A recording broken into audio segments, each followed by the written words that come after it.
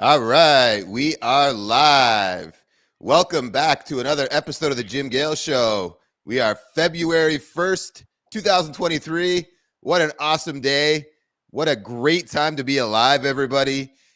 If you're like us, you can feel the changes going on that we're creating, right? We are taking these circumstances that have been shown to us and we are focused every day on solutions, and it's so exciting to be alive. I'm so grateful to be here, as always, with my good friend Gale. How are you, buddy? I'm doing great, brother.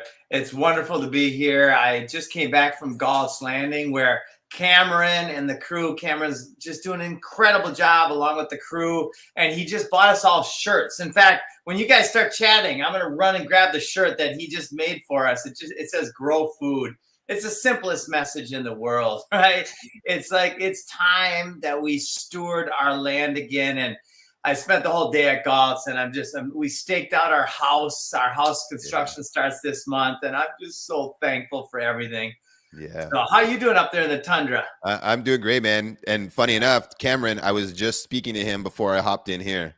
Nice. We're looking at a piece of property together near Gulf's Landing, actually, and he's going to see it probably on Sunday. So we were just talking about different options on this land and some of the things that we potentially could do and getting creative on financing. Oh, I can't wait to get you in the neighborhood, man. Me too. David's been to my property. You haven't even been there yet. Your government doesn't want me to cross the border. We'll change that. And I'm so excited about our guest today, tackling some of the most important issues that exist in our time. David, man, thank you so much for coming on the show today. It's an honor to be with you, Jim and Matthew, and so much respect for both what you guys are doing on the earth, man. Seriously, it really is a beautiful time to be alive, and grateful to have some time to chat with you two about solutions and what y'all doing and how to get the kids out of the school system. Boom. Tell us a little bit about your background. How did you get passionate about this? So my original dream was to make a lot of money and sit on the beach and, relax. And then I found out the world I live in is not what I was brought up to see it as. I was raised in a small town in Northern California, Mount Shasta, about 3,000 people in my hometown. And I was in this bubble of just total, picturesque, beautiful area. And then I, went to San Jose State and left the area.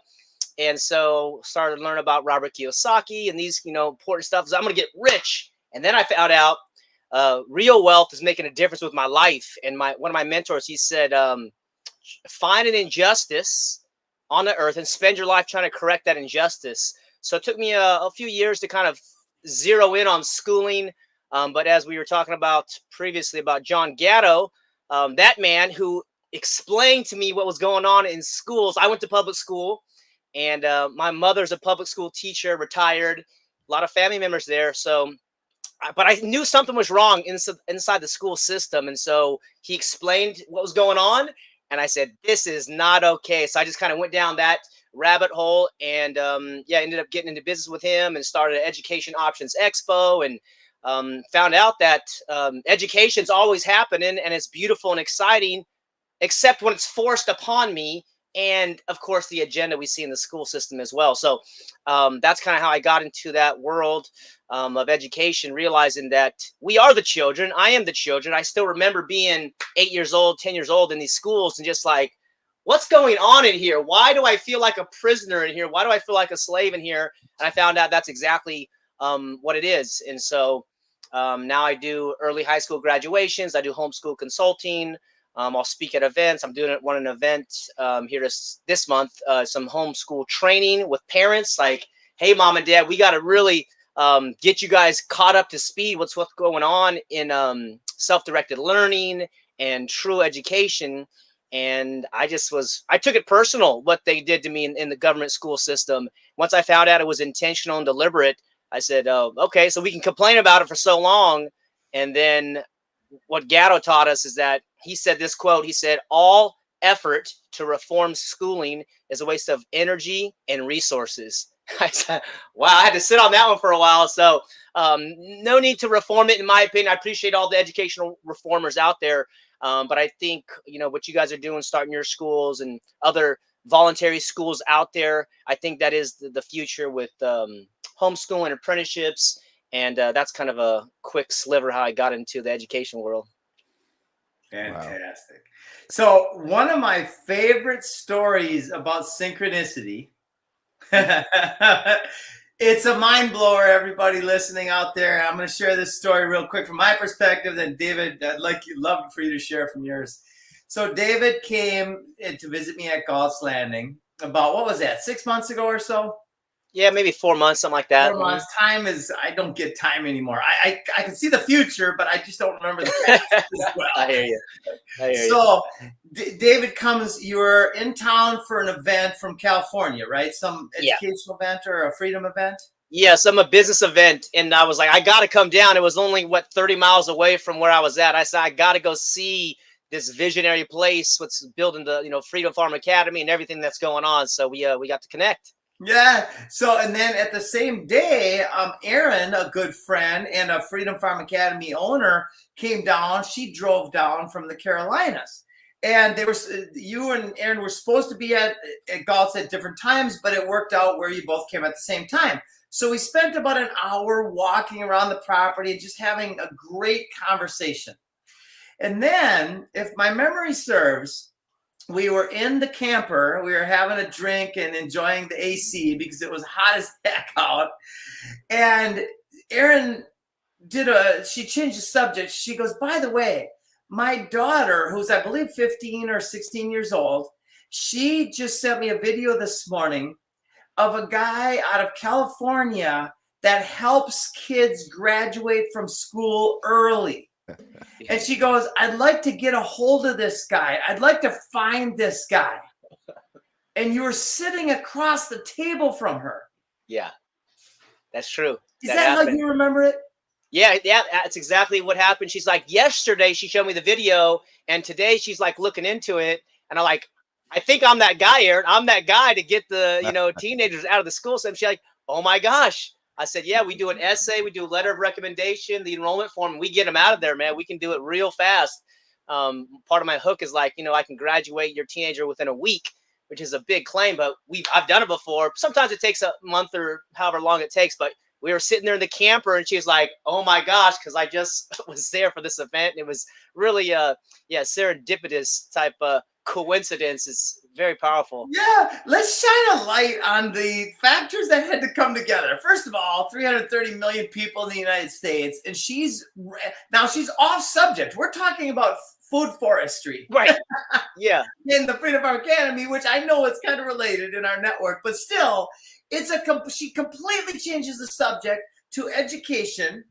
Right. And all of a sudden the guy she's looking for is sitting across the table. It's Newtonian physics is a lie in a lot of ways, right? There's some half truths to it, but that's the beauty of this world is when we start connecting and resonating and coming back to source. There's cooperative incidences happening everywhere all the time. Most people just aren't aware of them. What do you think? Yep. I agree. I think human consciousness is evolving and expanding. The vibrations and frequency are rising. And I love Tesla, where he said everything is energy, vibration, and frequency. I'm like, I heard that a few years ago. And I'm like, I think Tesla's onto some. Of course, Tesla's a visionary of all time, probably. But there's something vibrational.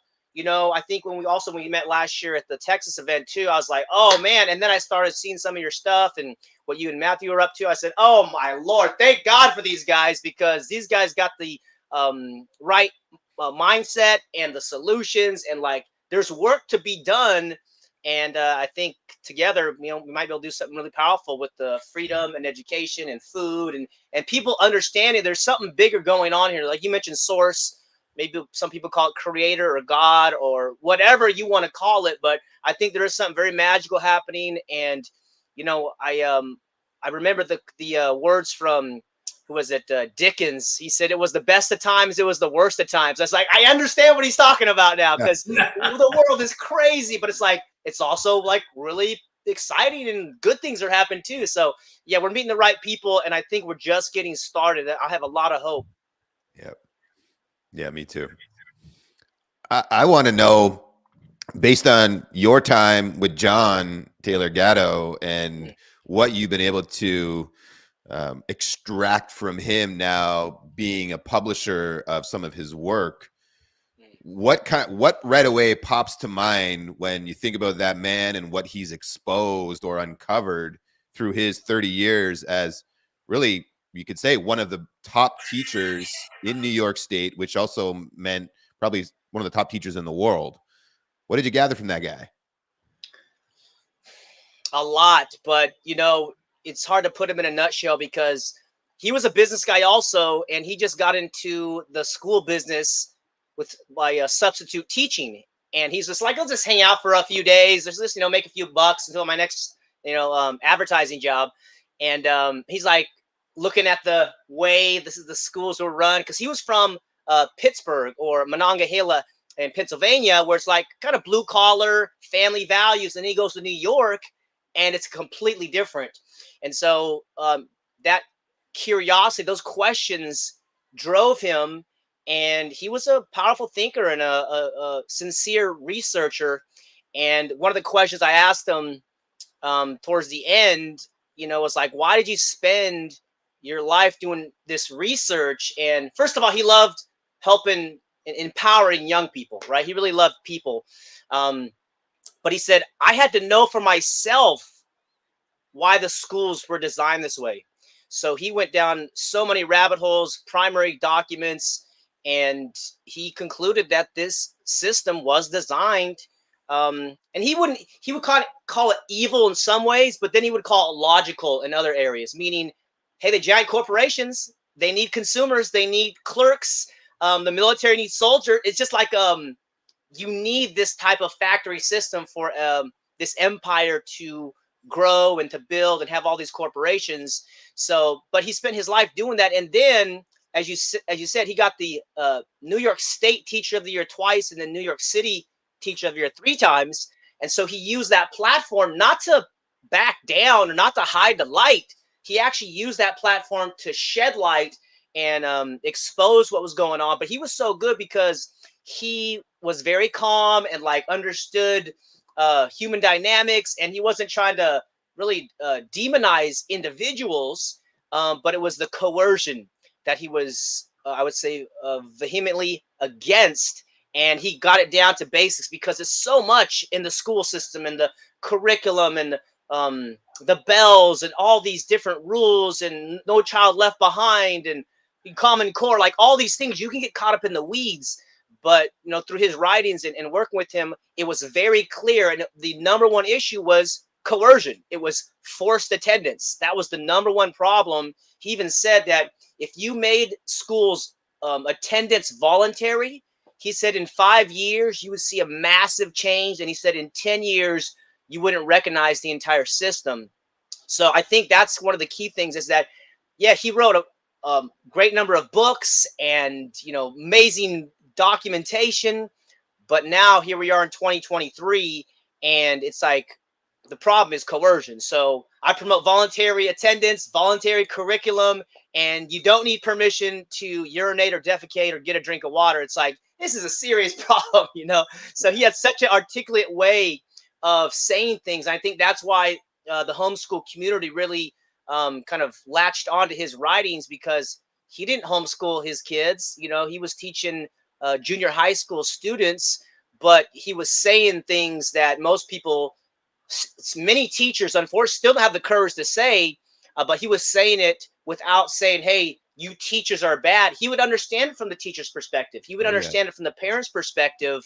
And then most importantly, from the child or the student's perspective is, stop forcing me to do stuff. That was kind of his conclusions, is when you treat a young person like a human and you stop mandating all these things, they flourish and they develop. But when you treat them like a lesser human or somebody who needs permission to take a break, that's what schools create. They create bullies, they create fights, they create addictions, they create dependencies, so many things which affect the self-esteem, the self-confidence, the courage, the critical thinking ability for the young person. And he was not afraid to speak out about that. And so Now I'm kind of like, we're all standing on his shoulders in some ways. Also with Charlotte Isserbit and Anthony Sutton and some of these other guys who research the school system, Sam Blumenfeld. But he was one of the main guys because of his title, State Teacher of the Year. That's a very prestigious title. So he used that to go out and speak the truth. And I think that's what time it is right now. So I don't really back down from the conversation myself at all because my family had worked in the school system. So there's loving people in the system, but it's the coercive aspect of it, which is totally unacceptable at this point. And he was a great guy. I mean, one of his great documentaries is Classrooms of the Heart, and it shows him inside the classroom. If you want to see how he became State Teacher of the Year and City Teacher of the Year, it kind of like looks behind the curtain and show him some of his methods. One of his methods are really hilarious, and I recommend many public school teachers do this if you can. But he, at the beginning of the year, he would allow and invite his 8th grade students to have a project for the year. Like, what do you want to study this year? Like, forget all the stuff the school's telling you. So what do you want to study? So he would sit down and kind of coach them on a customized learning plan. And turns out you're not going to learn that stuff in the classroom. So he would allow them to leave the classroom. He would mark them as present.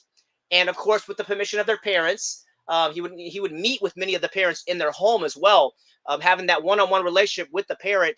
But he would mark them as present while they go to the city library or go down to the businesses or walk around the city and actually get real-world experience. And so he said, after he got famous, like there would be all these teachers and educators from around the country and sometimes around the world who would come and they want to peek inside his classroom. And his classroom has, 25, 30 people on the roster, but he said they'd look in the classroom, there'd only be 10 students in his classroom. So, his secret started to get out, which was what he said is that once I closed the door in my classroom, that was my own laboratory. I had these students for 40 minutes and I could do whatever I want basically in that little 4-wall area.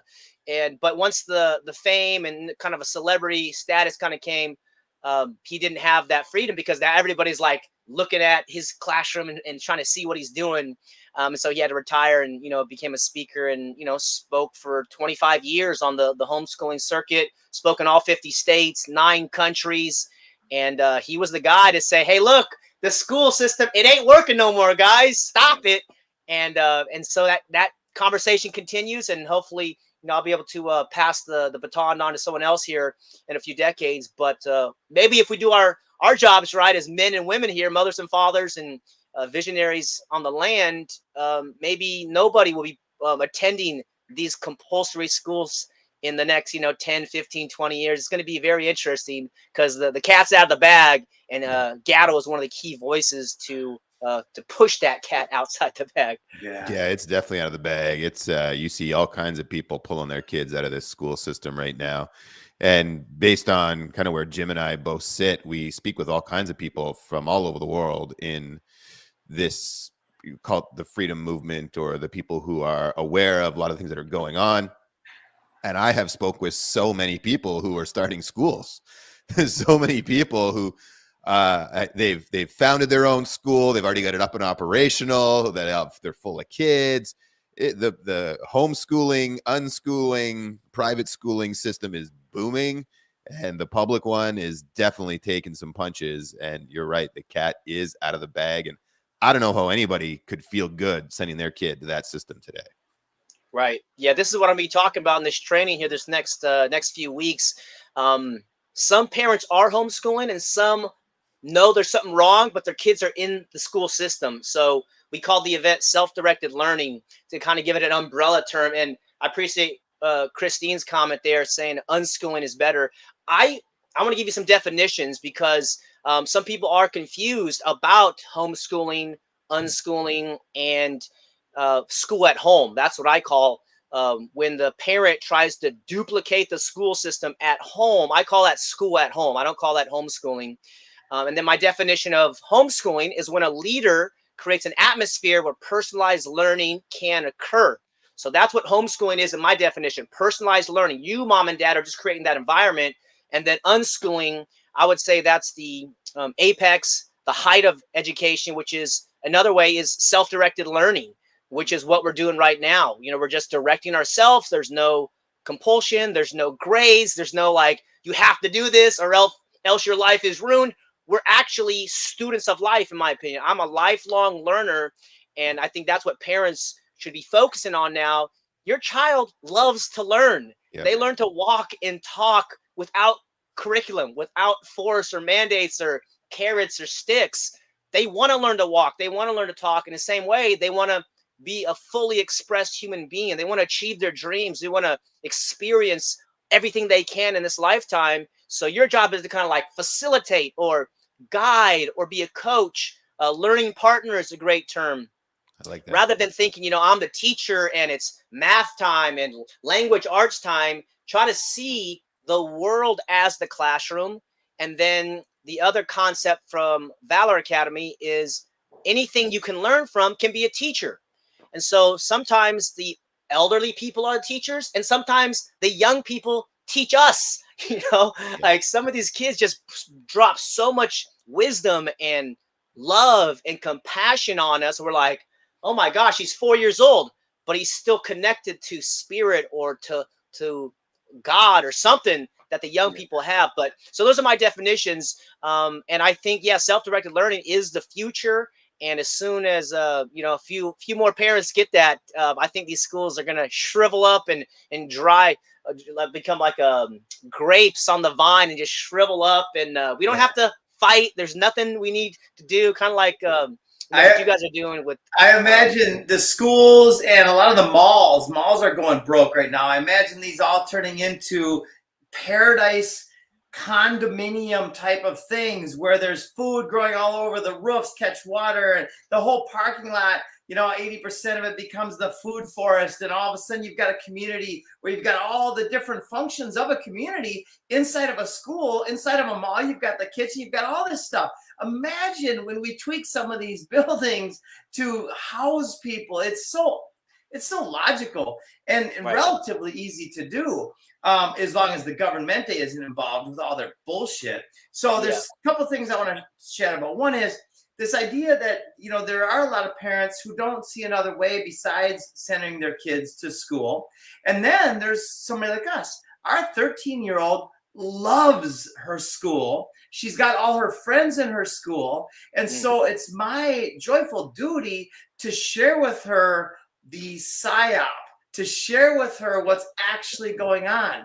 And out of 30 kids in her school, she was the only one that chose not to wear a mask during, this was about a year and a half ago, when it wasn't technically mandatory, but every other kid had a mask on.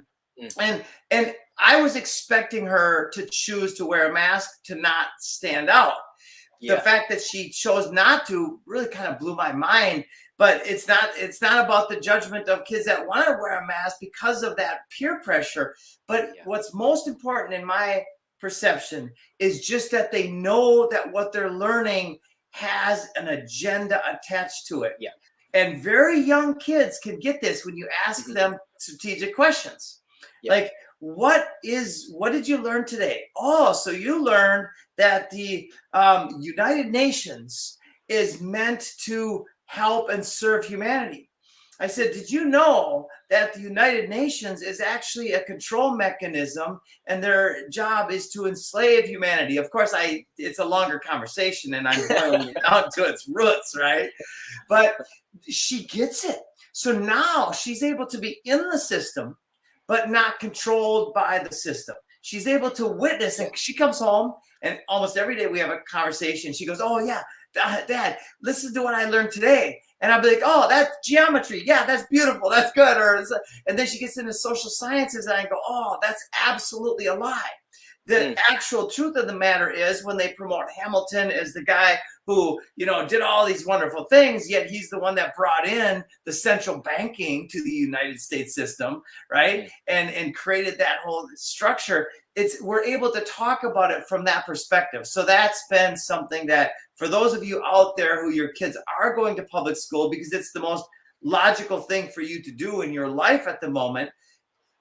Embrace it, but then embrace it with that awareness by sharing with your child what is really going on, and they will get it, especially over time.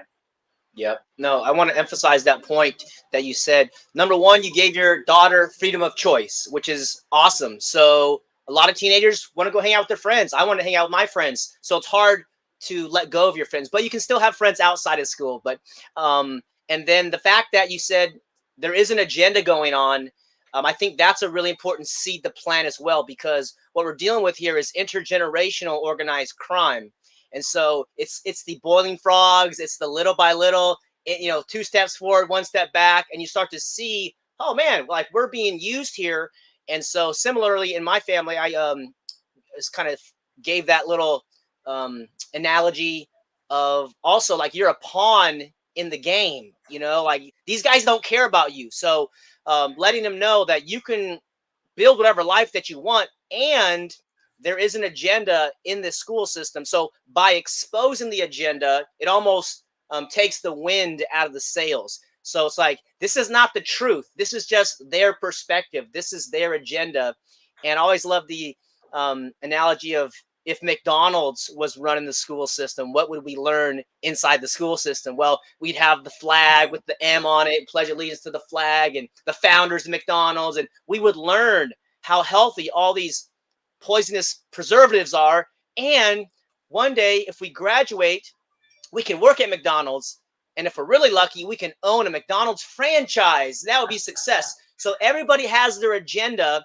And mom and dad, you would want your own agenda, you know, probably your own values, your own traditions, your heritage, something that's meaningful to you. And if not, maybe just a strong bond of trust and love with your child, where they have this opportunity. And even if you have, let's say, a 8-year-old or 10-year-old, and you see the direction of the school system, start making a 2-year plan, make a 3-year plan. I know it's a very scary thing to remove your child, and you got to take the responsibility of educating your child. But let me just try to reframe that if I could. I don't think you can educate your child. I think we can only educate ourselves. And our responsibility as mothers and fathers is to facilitate, to support, because you can give somebody a gym membership, but it doesn't mean they're going to have 6-pack abs, right? So you facilitate, but it's their responsibility. And the sooner they realize that, hey, this is my life, like I'm responsible for this thing called my life, then they start to take it serious and be like, oh my gosh, like I should do something, or I want to do something, or I want to go explore, or these types of different ambitions and different desires. But what we learn in public school, somebody else is responsible for your life. Somebody else is responsible for your future. And, you know, some of us who graduated public high school, you know, we graduate 18 and they give you a piece of paper and they say, now what are you going to do with the rest of your life? And you're like, I don't know. For 12 years, you told me what to do. And so you want to start thinking about this, even if you do have children in the school system, is the sooner they can bear that burden of responsibility and understand that, like, this life is up to you, and you can go for the swing for the fences. You can, you know, try to get a base hit, whatever you want to do, but it's not like I'm responsible for your education. And let me give a couple definitions also of education. So when I do these workshops, I start at the basics, because we've been so confused and just really have our mind controlled and programmed for so many decades and generations. We don't even know what education is. So my definition, and you're free to make your own definition, education is what you do to yourself to create a good life. So the bigger question then is, what's a good life? It's like, yes, let's get philosophical. Let's think about what is a good life, because I didn't have that time to think about that. So that's education. And a schooling is what somebody else does to you for their benefit. So that would be the state for soldiers, and the mega corporations for consumers and clerks, and McDonald's for workers, and these guys. So everything has their own agenda for schooling, but education, this is where the real potential comes out. And like Buckminster Fuller says, every child's a born genius. The challenge is they get de-genius trying to please their teachers and please their parents. So I invite mothers and fathers out there to consider not trying to shape your child the way you want them, other than love and trust, self-confidence. But if they don't want to be a doctor, don't make them be a doctor, right? If they want to be a lawyer or whatever, but you give them options. And this is what Gatto said, really profound. He said, in the first 10 years, there'll be about 50 experiences that your child will have that will really shape them. And for the first 7 years, he said just expose them to everything, all types of experiences, social, intellectual, physical, even dangerous events. Like, again, it's a redefining of failure and mistakes. And this is maybe relative for your guys' business. Like, planting stuff is hard. At the event we were at in Texas, Jack Spurko said, walk out your back door, look for the first piece of soil and plant something. I'm like, okay, I'm going to start there because I have a lot to learn. So I grew some stuff and, some watermelon and some eggplant and tomatoes. I'm like, yeah. And then this other plant over here died. I'm like, oh man, how do I get this plant going? Right. So there's this area of like failure, but then learning and say, okay, why didn't that work? So failure is actually where we learn versus when we succeed. We party and we celebrate, which, that's great. Celebrate, party, have great time. But failure is so important for the homeschooling, the unschooling, where it's like, what did you learn? You're not a failure. This thing that you tried didn't work out. Okay, so let's figure out what worked, figure out what didn't work, and we start to reapply some new knowledge or asking, what can we read? Who can we ask? What do I know already? Some of these like basic knowledge gathering tactics that we never learned in public school or university. And so this is what I think the future is going to be, what you're doing: independent food, independent water, more entrepreneurship. Again, getting back to kind of how this country of freedom started was with the Declaration of Independence, declaring we're free. We're not asking permission. And this is, I think, also where you and I connected, talking about voluntarism. Voluntary relationships. Once I learned about the principle of self-ownership, I was liberated. I was like, oh my gosh, I own my body.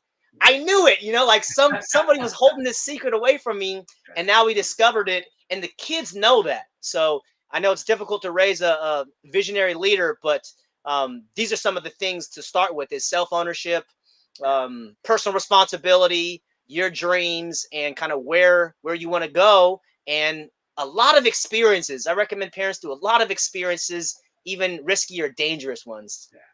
You make some really great points. All of them are, but one kind of that really stands out is how kids love to learn and how they naturally do it, and what they go through when they enter the state-sponsored education system is because they take the enjoyment out of learning, and instead of now getting to learn because they want to, they're now forced.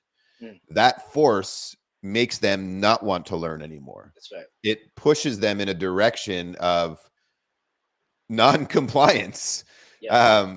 Naturally, right? Some people will get it and buy into it, and then they make their whole life about that thing, or at least their whole school life about, I need to be the best in this class and I'm studying it, right? But from a generalist standpoint, because we do love to learn, and that flame gets fizzled by being told what you have to learn, a lot of people then change the rest of their life because they never learn again once they finish school. Yep. And what I discovered from my own experience was I couldn't stand learning in the school. I did really well when I wanted to apply myself. I had a good teacher. I liked them. Things were easy. I would, you'd engage more and you'd have great grades. Then by the end of the semester, you're failing again because you're just not interested in it. But once I left school and I realized I could learn whatever I want, right, my love for learning has skyrocketed again. It's just completely blown up, where now I'll learn.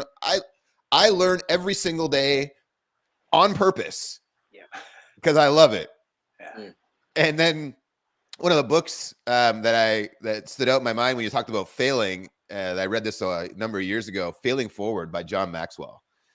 Phenomenal book that really teaches you the value of embracing your failures, embracing the mistakes, embracing the things that don't work out well for you, and then evaluating them and like trying to, it's almost like you try to fail, or you try to fail fast, right? Fail fast, fail often, but keep going. And I think what we've done with Food Forest Abundance, we've been trying all kinds of things, and things just click. Oh, that one worked. Great. Keep going. That one didn't work. Okay. Change course, right? Adjust. And that's what's allowing our business to grow and scale with such velocity, is our willingness to try, give it a good shot. If it doesn't work, no one's going, that's the end of it. This is over. It's no, fuck, get up, keep going. What are we doing now? Right? I saw a really good kind of like drawing of success, right? The pathway to success.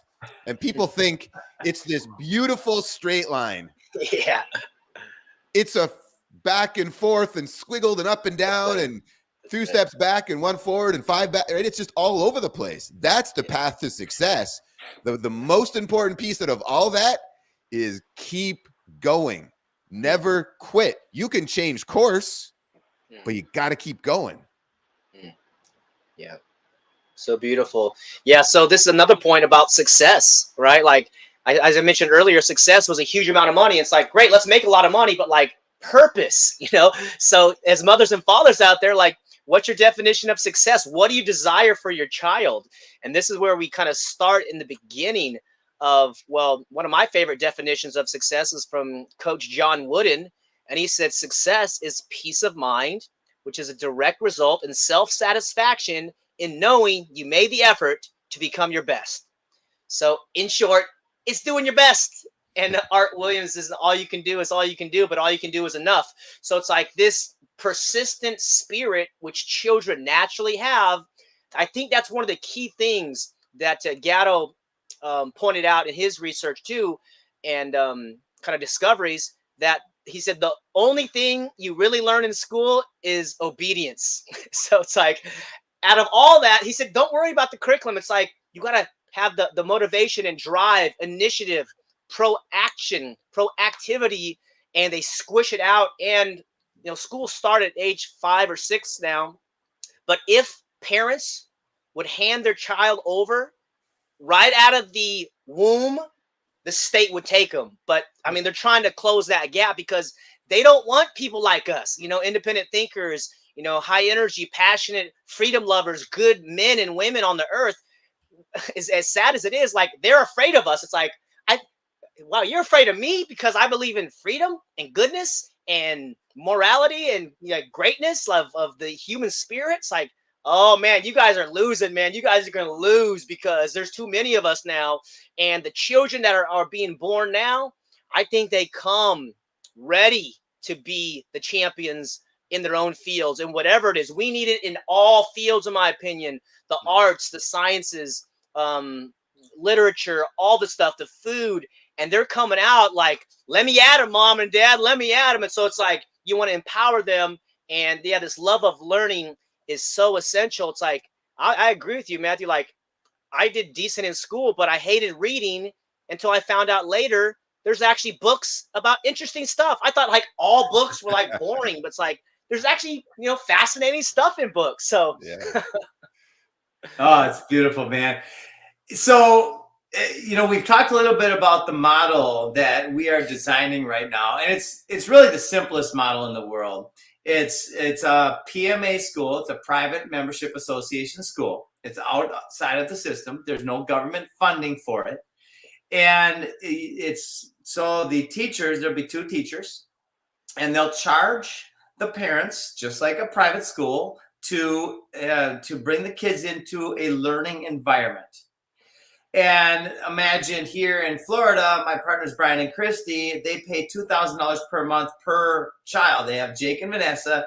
They pay $4,000 a month for their 2 kids to go to a current private school, right? So we're talking about half that. We're talking about $1,000 per month. And now everything we do is voluntary. Everything we do is open source. So we're just giving guidelines. Here's a guideline about what it could be. The location is $2,500 a month. The teachers will make noticeably more than they will at a public school. So the teachers will be making like $100,000 a year and $50,000 a year. So there's like 12,500 right there, or 15,000. And now you've got 7,500 left over. So you've got good teachers who you have your choice of teachers. In fact, any two people can get together and do this type of school, right? And you can earn a very good living by creating massive value. And here's the fun part of the school. The student's primary objective is to learn self-reliance on every level, in every way, to learn permaculture, aka freedom, and the principles of stewardship of our land and of serving our community in a way where the service is reflected back on us. It's a beautiful thing. And the first 3 months, the students are going to design and create their own gardens. Now, we're giving them a head start at Gale Standing. Gardens are already going to be there. They're already there. Yeah.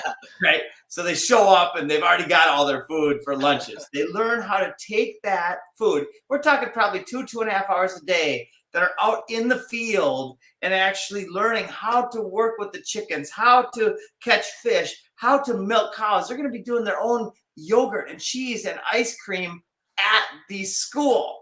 Right? And so within 3 months, they'll create all of their own food systems for school lunches.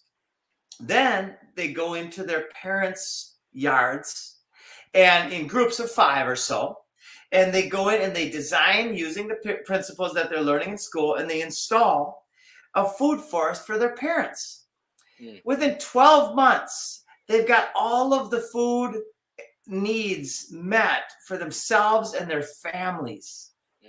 And then they go into community and they start learning entrepreneurialism. And by the way, we also have a nursery at Gale Standing where they'll be learning grafting and air layering and propagation and growing food and then selling. And we're splitting the profits 50-50. So the school will actually be earning massive profits within 12 months, my estimation, 12 months to maybe 18 months. The school will be completely paying for itself. By probably year 2, the school is at the parents and the students are actually making money, right? Of course, the fiat system is done. Yeah. Right. That whole system is going to be gone. We need to supplant that system because the CBDCs and the control mechanisms are coming at us from every direction.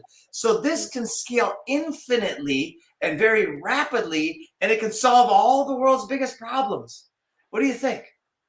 Love it. Yeah, absolutely. These CBDCs, who knows how soon, but yeah, they want to transition. My conclusion is the fiat's going to zero at some point, and they want to make that bridge.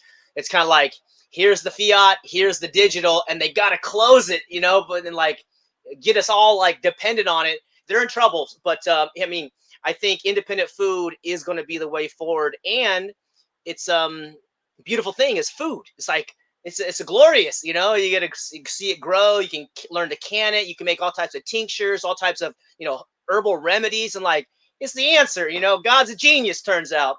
So I love that idea, that the kids are going to learn all these things because it is intergenerational, and there's all these remedies and nutritional. And then you brought up the entrepreneurship. I think very important, to learn basic trade, basic, win-win relationships. That's the actual practice of voluntarism is, hey, I got this apples and you have this, drink or, whatever you have, massage or something, let's trade.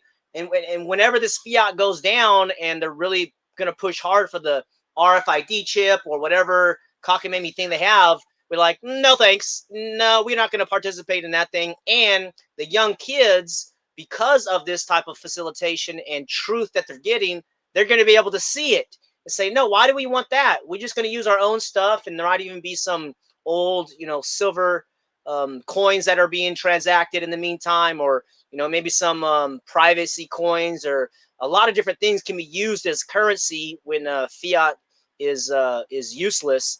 So it is. I think it's glorious, what you guys are doing, and yeah, looking forward to see it manifest. And this is the way it is. This is the way the fathers and the mothers say, you know what, that's not working. This is the exit and build strategy, or the other Buckminster Fuller quote: "You never change reality by fighting against it. You got to make a new model that makes the old model obsolete." Yeah. And that is the theme, I think, for this generation: is keep your hospitals, keep your grocery stores. You guys going to go with all that stuff? We're going to be over here. And one thing I love about what you say, Jim, is demonstrating freedom. I saw your video.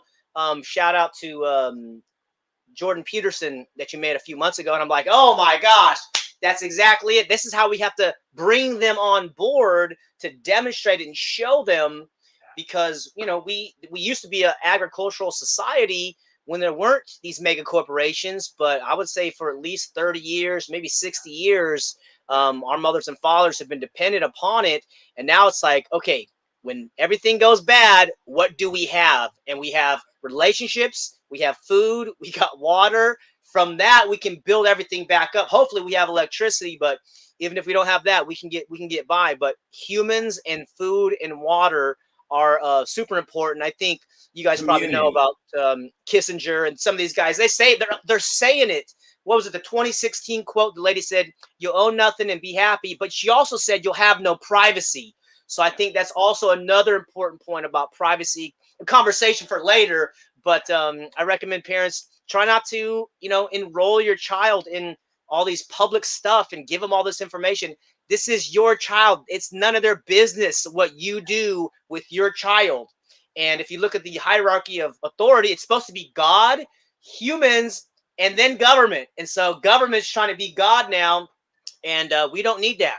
But we got to have these conversations openly, so it's like you don't feel isolated. You know, this whole 6 feet apart, and you know, you got to stay inside the house. That's communist totalitarianism tactics, specifically to make you feel alone. But the truth is that we outnumber these guys, and now we're organizing, and that's why there's so much excitement and so much energy, and this frequency and attraction is coming. It's like now we're able to see each other now, and it's so crazy when you can see a freedom person and you're like, oh my gosh, like we don't even have to agree on everything. Let's just agree on freedom of choice. Yeah. You know, so when I do my presentation at the Greater Reset, even back in Texas, it was like, okay, I promise to never force you to do something. Do you promise never to force me to do something? Can we agree on that? You know, it doesn't matter about politics or religion or none of that. Veganism, just don't force me. I won't force you. Can we agree? We believe in voluntary consensual relationships. Great, we're voluntarists. Great, we got that problem solved now. We don't got to worry about. It's the only problem we need to solve. Everything else will solve itself when we get that logic in our consciousness. Yeah. Seriously, it is, and kids get it. You know, kids understand. This is why if you steal a kid's toy or, you know, force them to do something, they see the contradiction. So again, for like mothers and fathers out there who spank your kids, I was spanked growing up, and like I remember my mom, God bless you, I love you, mom and dad, but like, you know, spanking me, says this hurts me more than it hurts you, and it took me like 10 years to understand what that meant. So she's trying to, you know, give me pain to try to minimize some future pain in the future, and she was only working with the tools that she had. So we want to help our children understand there's consequences for what you do, but you can trust me. And that's what I tell my clients is that, yes, you want your child to succeed. You want your child to have a good life. But most important is you want your child to know that they can trust you and that you are the one person that you can trust and the one person who has unconditional love for you, the child. And I did get that from my mom, you know, and my dad. Of course, the men aren't expressive about love, so the mother is expressing it. But I know that my mom loves me, and like it's like it's weird to say that as a man, but it's like, dude, love is important. Love is everything, dude. Love is the whole ball game. So try not to hit your kids. You know, like there's certain things about discipline, but you know, hitting a weaker, vulnerable, dependent, smaller individual is like so 20th century, man. I think we got to level up here for the 21st century. You talk about the trust with the parents and the children, and that's one of the main things I dislike about the lie of Santa Claus and pushing that shit so hard on little kids. Because that's one of the bonds that's broken because you lie to them year over year around a very special thing. And we have 2 young kids. We talk about Santa, but we don't pretend that Santa is some magical thing that's going to come through. Like we have already told our children, and they're not even 4 years old yet. Like our oldest is 3 and change. And Yes. she already knows that this is all just a play thing that we do for fun. Yes. And we only gave her one gift from Santa this year, but doesn't matter. But you know what's interesting is how society perpetuates that. Yeah. How many people, as we were leading up to and post, asked, were you a good girl this year? Were you, is Santa going to bring you lots of gifts? Were you really, they start instilling that stuff. And our daughter would look at us going like, this person doesn't know what they're talking about because Santa's not even real. That's awesome. But I think it's a mistake that parents go hard on that story for as long as they possibly can, and then the kids find out from somebody else, and then they fight. They push back against that. The kids telling them it's not real, and they're going, "Yeah, it is. Yeah, it is. My parents told me." And then they go home and they ask and they find out, my parents lied to me. Yeah. And what does that do psychologically? It's not on the surface, but that thing, what does it do inside your brain? Yep. That's right. It puts that doubt. The one person who brought you in, or two people who brought you in to this planet, they're lying to me. And so it causes distrust. And so we know through the United Nations, the agenda is to make the state the parent.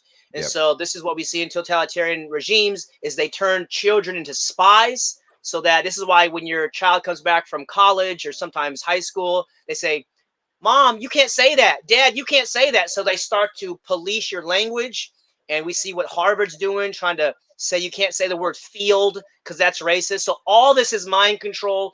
And this is all signs that we are winning, because the reason they have to use censorship is because the truth is getting out. Now they have to attack certain characters and people that stand out. But I think the tide is rising, and they're not going to be able to suppress it. But yes, that's right. The freedom frequency and it's one relationship at a time too. So that's like when I talk to my clients too, it's like, yes, the system's terrible, but just focus on your child and your son and daughter and their needs, because the system is going to go down and there's going to be a lot of carnage, unfortunately, I believe. And a lot of people are going to get hurt because of these predator psychopaths. But that's not us. We're going to find the solutions, and we are creating solutions right now through conversation and through language, which is building trust. I'm so glad you mentioned the Santa Claus thing. One of the things that irks me about our culture, and it shows us how sick our culture is right now, is I think on one of the talk shows, Fallon or Kimmel, one of these guys, during Halloween, they'll do this candy thing, and their kids go out trick-or-treating to get all this candy, and then the kids wake up the next morning, and there's an empty bag, and the parents film it, and they tell the child that they ate all their candy. And it's like major trauma right there, like all this hard work for their parents' pleasure. So this is where parents don't have a clear role of what they are in their child's life. They're the model of the masculine and the feminine. They're the model of a good human being. And this shows the power of the parents, the power of one father, the powers of one mother. And if there's a blended family, cool, you guys can make it work. But just one good father, one good mother showing them, hey, here's how you forgive, here's how you serve, here's how you lead, here's how you all these different things, where it's like we shouldn't have to learn these in a book. Kids are just sponges, and they're just watching. So this is what I tell parents also is if you're not sure about the curriculum, and we can talk about that here before we got to end up in the conversation.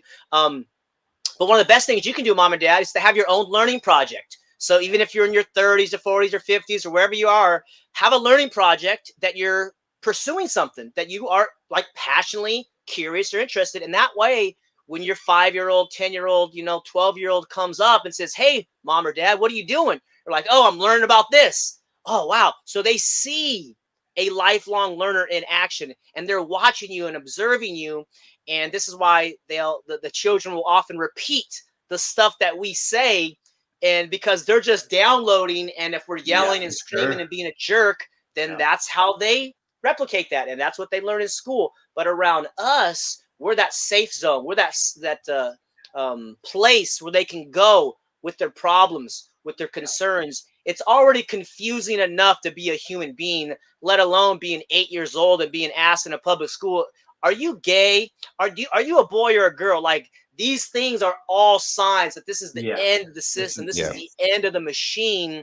And it's going to take a lot of courage from you, mom and dad out there, to remove your child, or at least have this conversation with them, but start making a plan. My prediction, the dystopian prediction for the schools, is that they're going to be administering these jabs in the schools in the next Yeah. 5 to 7 to 10 years, and probably doing gender surgeries in the schools or in a building next to it. That's what I see. They're not going to stop. They've showed their hand. They're injecting them with total toxic, untested ingredients. So, seeing where that is, mom and dad, if you have a 5-year-old, start preparing now. Start I just researching want on to just jump in on the thing. These ingredients are tested, and they're not experimental. They know exactly what they're doing. They're destroying the ability to reproduce and worse. So, with a couple of minutes left, David, tell us what you do for people and how people can find you. Yes. So I help parents remove their children from the school system with teenagers, early high school graduation, as young as 13 or 14 years old. And we can do that within a week or 2 weeks. I also do homeschool consulting one-on-one, and we'll be doing some group calls here shortly. So you can kind of get this back and forth for the curriculum, for the socialization question, for the college question. We didn't touch on that one. For the, the future. Like, so my goal is that your child becomes extremely successful, and they're like, oh yeah, Dave Rodriguez helped me out. Like, that's awesome. So that's the whole point, because the children are us. We are the children. We are all one conscious, unity consciousness. And when I see the children suffering, I see me suffering. I see my family suffering. And so I get them out. The event, one of the ladies you referred me to, we're doing an event in Mississippi in a few weeks. So if you want to fly me out, hire me out, we'll do a weekend event, and we'll do a whole training event. And that's what we're doing over there. So we're going to have a room, I don't know, 30, 40 people. And that's what I do as well. So the main goal is to help mom and dads reprogram this beautiful mind that God gave you, so you can understand what is education, what is success, what are you after, what are you actually intending for you and your child and your family and your legacy. And that's a lot to do, but that's why they took over schooling, and that's why so many families are removing their children in droves. The number is over 1 million families have removed their children in the past 2 years, Yeah. and they said it's closer to 2 million. So Wow. there's a leak in the system, and it's visionary mothers and fathers, courageous parents doing the good work, and I just kind of support and help. I know you guys got the really hard work of constant love, constant support, constant providing. And then you can find me at davidjamesrodriguez.com and learn all about that. You can email me at info@thevaloracademy.com if you want to graduate, have some questions about that. But yeah, so much respect for you, Jim, and you, Matthew, what you guys are doing in your own leadership for demonstrating freedom, showing the people the solution to the absolute monstrosity of statism, and demonstrating. I think it's so powerful. I think you guys are going to continue to be successful, and I think more families are going to get out, and we'll funnel them into your schools or into homeschooling, whatever it is, and just create these food freedom farm academies, food forest abundance, the double F and the A. Yeah, it's really an honor to meet you we guys. supplant the future farmers of America. We are the future farmers of America. Yes. We want that. We'll be happy to have that debate. There's one other thing that I want to say here, because it goes so well with what it is you're talking about, getting the state involved. And this is something very important for people to understand. When you get married and you sign a marriage license, you are entering into a contract with the state. You, mother, father, three-way bond with the state, which is why they have access to your kids. That's right. If you don't want to be in that, you need to get your marriage officially annulled. Like, it doesn't matter if you get divorced, you're still tied to the state.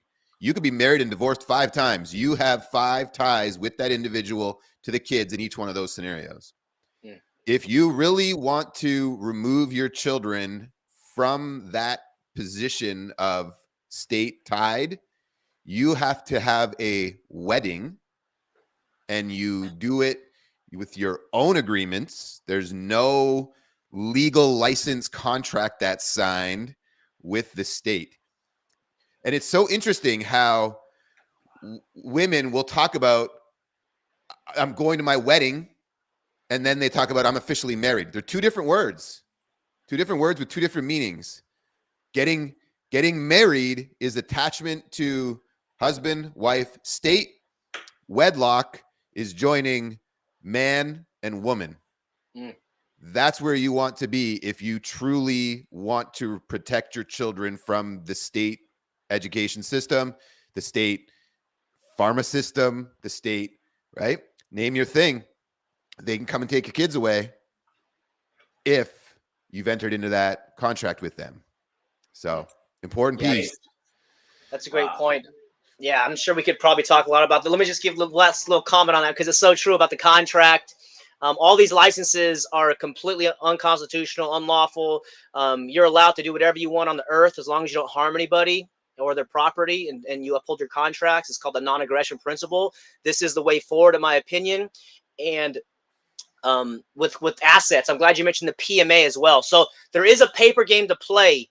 And a little side note, 2 years ago, I got arrested in a post office for not wearing a mask, and I got trespassed. Anyways, I just filed a federal lawsuit. So there'll be some details about that, because, you know, when I'm the defendant, I'm on defense, but now I'm on offense. So, you know, I'm going into uncharted territories to learn so I can pass it off to my kids and the next people. Like you bring up, these are all little secrets about the marriage license and your private contracts. The last thing is that in the Constitution, which is supposed to be the support of the government, it says no state shall pass a law abridging or something to the effect of breaking a contract. So when you and I make a contract, the state can't break it. They don't have the ability to break a private contract. So there's a lot of power right there, and that's what we're starting to learn. And you guys are doing the great work with the PMA and the food forest, and so much to talk about. We should have this conversation again. We sure will, brother. I love it. Yeah, as soon as you brought up even going into the courtroom and being a defendant or plaintiff, again, these are all labels, and I'm learning so much about this. It's fascinating, but it's all words that they use to lower us from being mankind or womankind. Right? Yes. You talk man, woman, and then everything else is a fictitious creation that we participate in willingly, but unknowingly. Coerced. Yes. Coerced. Yeah. And that right there makes it an illegitimate contract, because it's coercion, right. It's manipulation, it's lies. So, right. Man, David, I'm so glad that we've been connected. It was really good to hang out with you a couple of times in person. And I can't wait to see you here at Gale Landing again. You should see, since you were here, it's just hundreds. Life is just exploding throughout the place. Yeah, well, keep it up, man. I appreciate your little walk and talk videos and showing the progress. And yeah, man, you guys are the hope of the food and demonstrating how to do it, man. I think there's a lot of strength in your teams and your affiliates and stuff like that. So thank you for the great work that you're doing. And yeah, we'll continue to have these conversations probably for the next few decades, but hopefully sooner than that, we'll see you at the next live event. It's going fast. Awesome, brother. Awesome. Love you, man. Thank you. Cool. Yeah, peace, man. Matthew. Love you, Jim. Love you, Matthew. We'll see you again soon. Thank you, everybody, for tuning in today. What an awesome episode. Check out davidjamesrodriguez.com. All kinds of value there. And Dave, thanks for joining us, my bud. Awesome. Thanks, guys. Bye, everybody. I'm going to play a few ads from our sponsors and team, and you guys are free to hop off. Hey, Jim Gale Show listeners. Again, thank you for tuning in. We love having you here. We're so honored. And, I want to give you a little bit of exciting news. We've decided to offer complimentary food forest strategy sessions with a certified permaculture designer. These are 30-minute sessions where you get to sit down with someone who can really help you with a strategy for your own property. It's a great chance for you to ask some questions and learn and just really to dig into what's possible. This is 30 minutes with someone who's certified, knows all about permaculture and what's possible using this incredible science and working with nature. So head over to foodforestabundance.com and schedule your 30-minute food forest strategy session today. Again, that's foodforestabundance.com. And remember, get yourself registered for that 30-minute strategy session. And for doing so, we're going to give you a $100 coupon as well. So get over there, have some fun, learn about what's possible for you and your own property, and let's get growing some food. Thanks again for tuning in to the Jim Gale Show. Gale Show.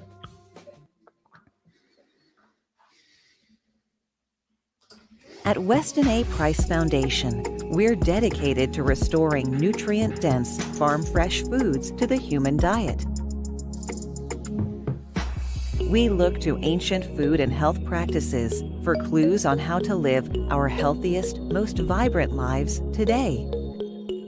Join the mission and check out our exclusive membership details at westonaprice.org. As a member, you'll receive our quarterly journal on wise traditions in food, farming, and the healing arts, our annual shopping guide, monthly access to private Q&A sessions with experts, consultations on state laws, regulations, and policies, including food freedom legislation, and so much more. Weston A. Price Foundation. Let's return to wise traditional foods.